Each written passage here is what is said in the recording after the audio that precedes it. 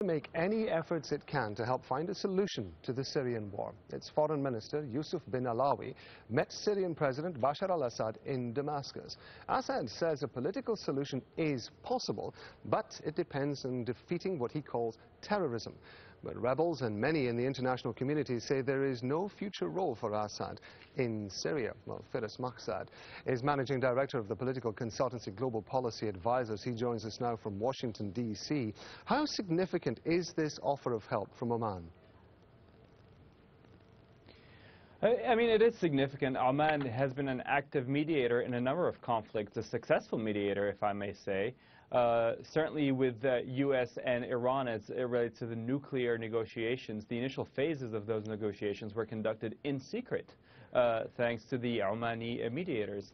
Oman also was very active on Yemen, another conflict where Saudi Arabia and Iran are involved, and they were able to obtain the release of 3 French hostages. So they do have a positive track record, and they are uniquely positioned in the region. They are part of the GCC that is led by Saudi Arabia, but at the same time they enjoy positive relationships with Iran and also with Russia.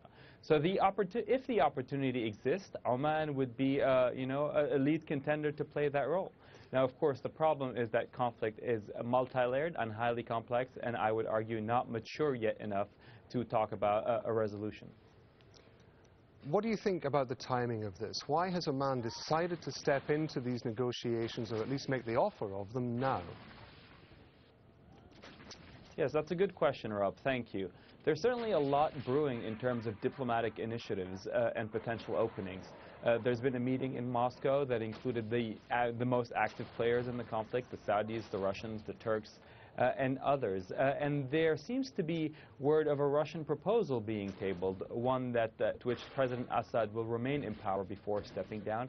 And that is the subject of much contention between the Russians on one hand and the Saudis and the U.S. on the other. So there seems to be an initiative that is being tabled, and I think the Omanis have recognized that it might be an opportune time to get some movement on the diplomatic track.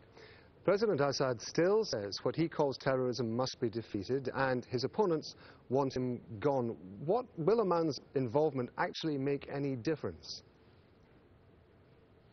Oman's involvement has the potential to make a difference. Again, they are a well-positioned player.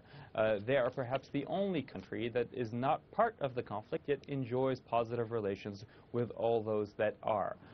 Yet, in the broader scheme of things, we need to be mindful that there is very little overlap between the geopolitical interest of Saudi Arabia on one hand and Iran on the other. For both countries, the battle for Syria is about a battle for the winning of the Levant. Whoever controls Syria could potentially control the entire area from Beirut to Baghdad. And so we don't foresee this conflict being solved anytime soon, but certainly the Omanis are positioning themselves to play some role. Always very interesting to get your views on situations like this. Firas Maksad from Washington, D.C., thank you very much indeed.